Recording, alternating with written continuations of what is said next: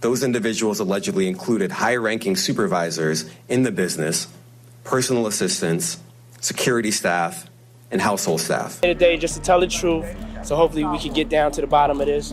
I'm 100%, the charges against me are 100% false, and hopefully due to time, we'll start to see that. Sean Diddy Combs, once the golden boy of hip-hop, is now facing the kind of scrutiny that shatters empires. The man who built a multi-million empire on swagger, style, and a relentless drive to dominate the industry is now cornered by allegations that are too dark for even the most scandal-hardened fans to ignore. This isn't just about bad business deals or petty industry feuds.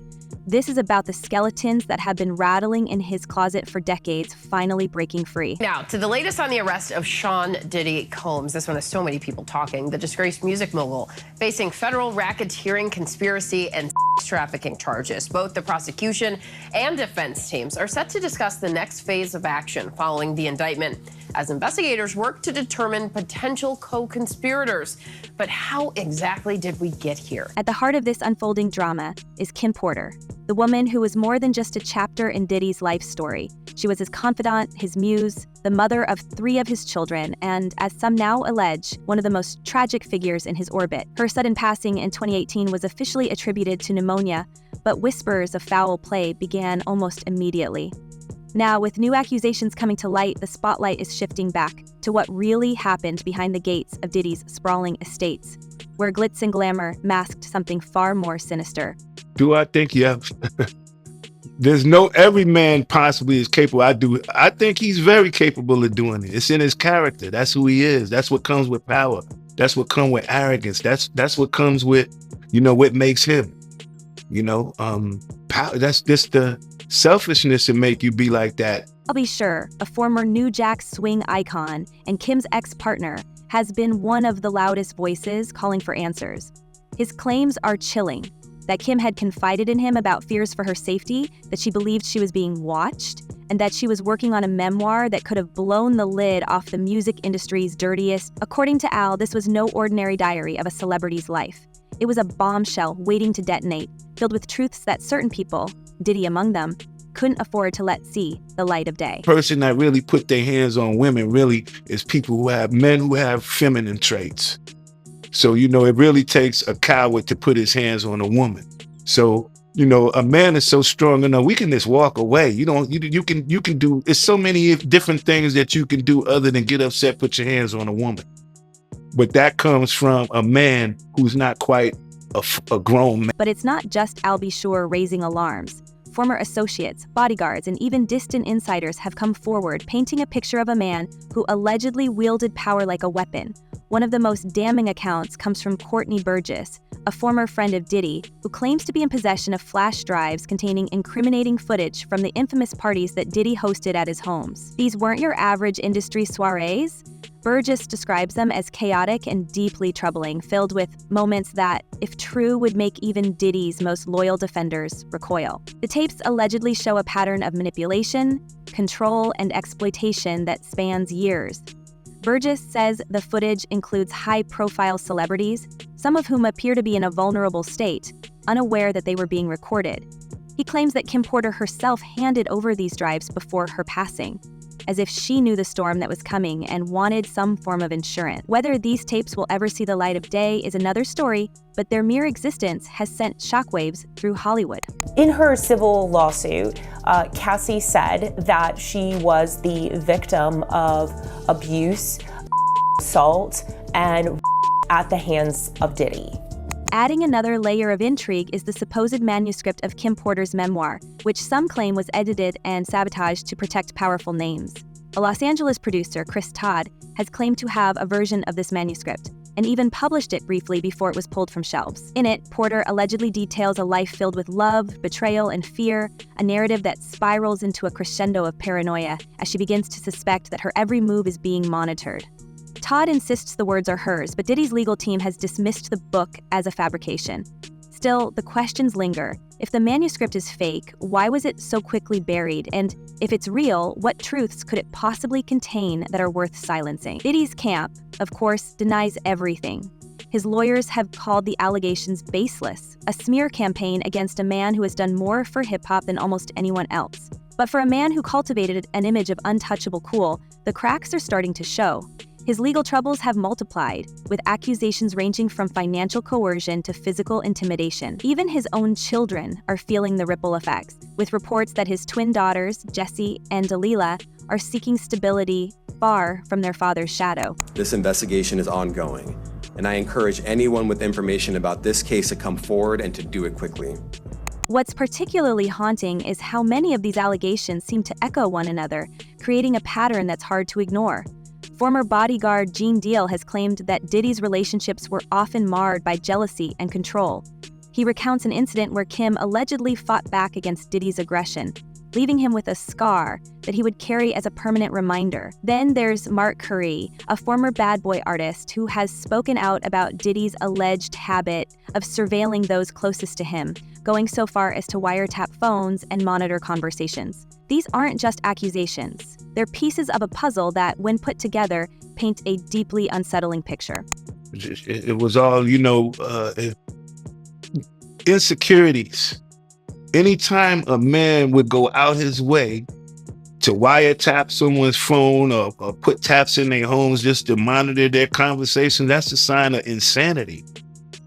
So when you see someone doing that, you can imagine. And yet, for all the voices speaking out, there's still a sense of something being held back, of a truth so explosive that even those who claim to want justice are treading carefully. Al B. Sure has hinted at more revelations to come, but he's also expressed fears for his safety, suggesting that the same forces that silenced Kim could come for him next.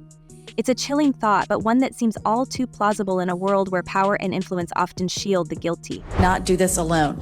Do you foresee that there could be other charges related to this case?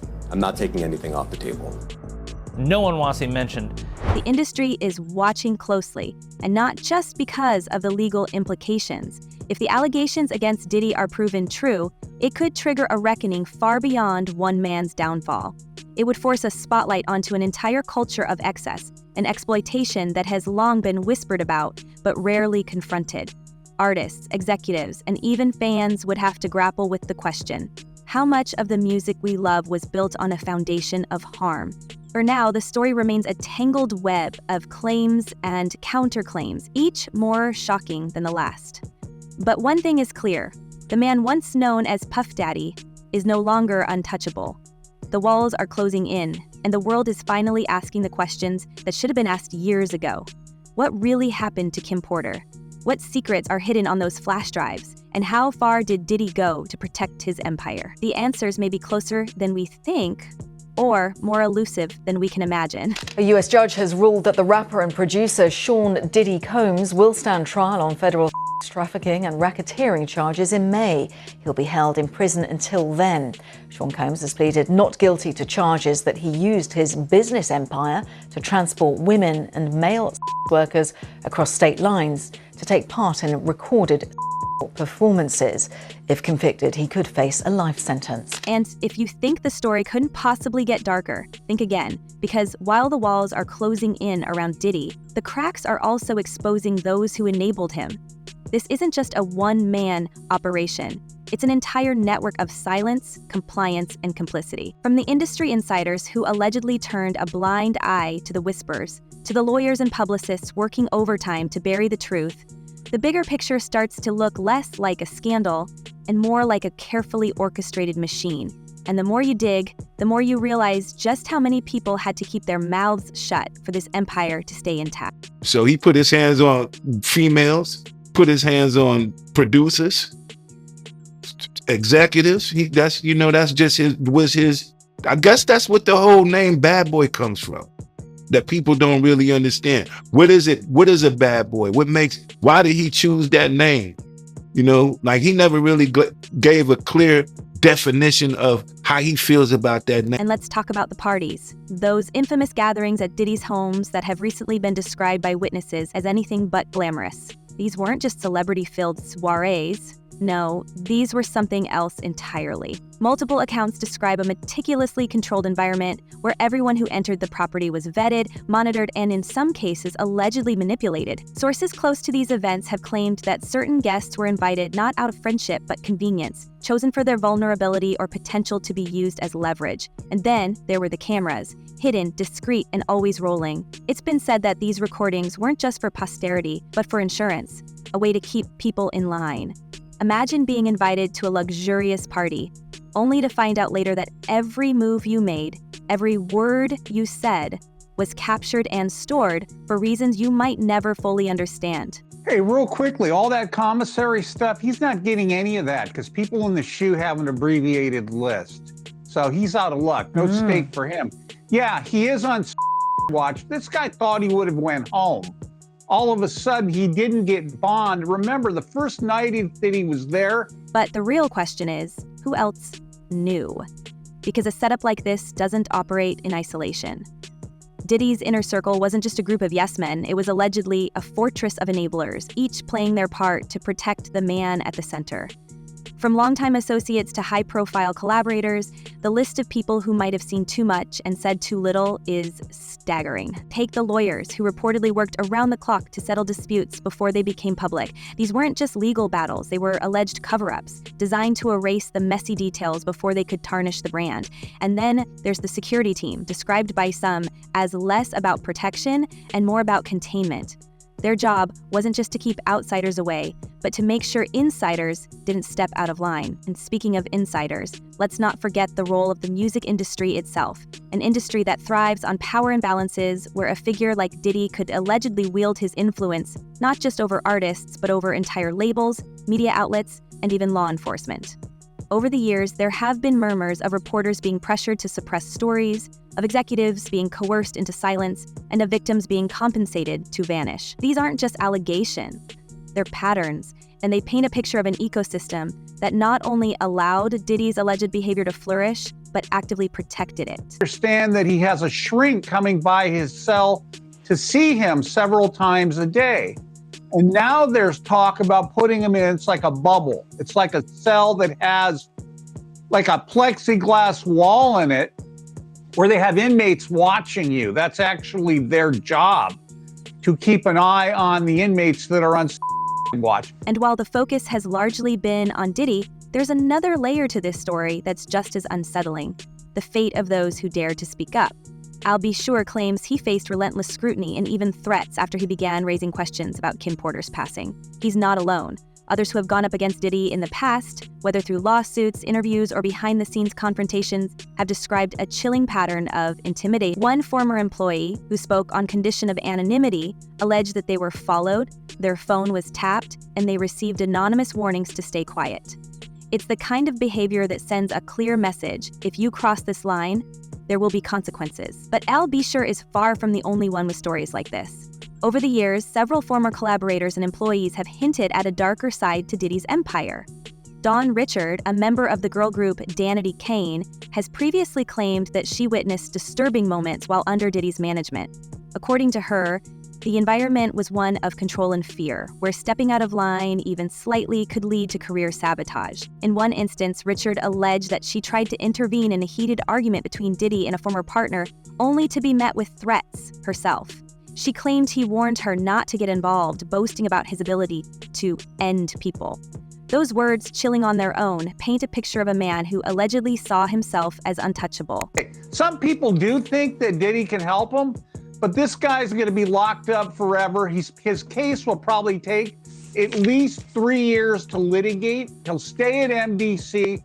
There's rumors that he wants to go to Essex County Jail in New Jersey because he doesn't like MDC. He's a Marshals inmate. There's no way they're going to transfer him back and forth, I don't know, several times a week. And then there's Cassie, whose relationship with Diddy has been described as a cautionary tale for anyone who gets too close to him.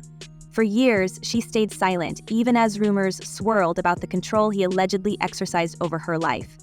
But when she finally spoke out, her story was a bombshell. Cassie alleged that her relationship with Diddy was marked by manipulation and coercion, with her movements, career, and even personal decisions being tightly monitored. What's even more telling is how quickly her claims were dismissed by some in the industry. Instead of rallying around her, many chose to defend Diddy, calling her allegations exaggerated or opportunistic. This wasn't just a failure to support a victim, it was a glimpse into the culture of protection that has long surrounded powerful figures like him. Another name that has surfaced is Joe Dickerson Neal, who accused Diddy of a shocking incident dating back to the early 1990s. According to her lawsuit, Diddy's charm and influence were used as a weapon, luring her into a situation where she felt powerless to say no. Her allegations, which include claims of being filmed without her consent, suggest a pattern of behavior that doesn't just target individuals, but dehumanizes them entirely. The fact that her story was buried for decades speaks volumes about how the system worked to protect Diddy at all costs. And now that it's out in the open, it's impossible to ignore the recurring themes: control, secrecy, and a blatant disregard for boundaries. Right. Well, Kim Porter, that is Diddy's ex, who's also the mother of his 3 of his children. Right. Has detailed the alleged abuse that she suffered at his hands. Oh, no. And this is all in a memoir. Even more troubling are the allegations involving Rodney Jones, a former producer who worked closely with Diddy in recent years. Jones claimed in a lawsuit that he was pressured to participate in activities that went far beyond the scope of his professional duties. He described an environment where loyalty was demanded, not earned, and where saying no was simply not an option. Jones alleged that he was not only asked to procure companions for Diddy, but was also coerced into situations that made him fear for his own safety. His claims are particularly damning because they suggest that Diddy's influence wasn't just about control. It was about creating a web of complicity where everyone around him became a part of his larger scheme, willingly or not. Then there's the matter of Kim Porter's missing belongings. Her phone, her laptop, even personal journals, all gone. These aren't just items, they're potential pieces of evidence, pieces of her story that could have filled in the gaps. And here's where it gets even murkier. Multiple sources have claimed that these items were taken under the guise of protecting her legacy. Protecting her legacy from what, exactly? And who benefits from her voice being silenced? It's a question that lingers over this entire case, casting a shadow that grows darker with every new revelation. The thing that happened is Tupac's family is reportedly deciding to investigate the rumors that Diddy was involved in Tupac's murder. As for the infamous flash drives containing the so-called party footage, their existence raises even more questions. Who else might appear in those recordings? And what could they reveal about the culture that surrounded Diddy? These aren't just home videos, they're potential time bombs, containing moments that could implicate not just Diddy, but others in his orbit. And while some claim these drives were handed over to authorities, others suggest they've been lost, destroyed, or hidden away. If they do resurface, the fallout could be catastrophic, not just for Diddy, but for an industry that has long operated with impunity. And what about the memoir?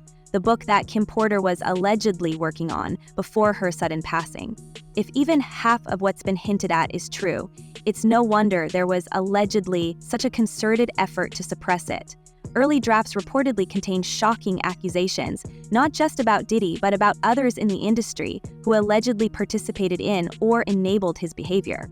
It's a chilling thought that someone might have been so determined to keep those secrets that they were prepared to go to extreme lengths to ensure her story was never told. Man, this timeline is crazy, man. I know. So many things coming at one time. But here's where things get really twisted. While Diddy is currently behind bars, his influence isn't entirely gone. According to some, the very system that enabled him is still in place, working quietly in the background to manage the fallout. From PR campaigns to legal maneuvers, the machinery of damage control is in full swing. And yet, for all their efforts, the cracks are becoming harder to patch. More and more people are coming forward, emboldened by the growing spotlight on Diddy's alleged behavior. And as the walls close in, the question isn't just whether he'll face justice. It's whether the industry that protected him for so long will finally be forced to confront its own complicity. So what happens next? Will the flash drives resurface? Will Kim Porter's true story ever come to light? And how many more people will come forward with their own accounts of what really went on behind closed doors? The answers could shake Hollywood to its core, or they could be buried, like so many truths before them. Either way, this story is far from over. Let us know what you think down below, and we'll see you in the next one.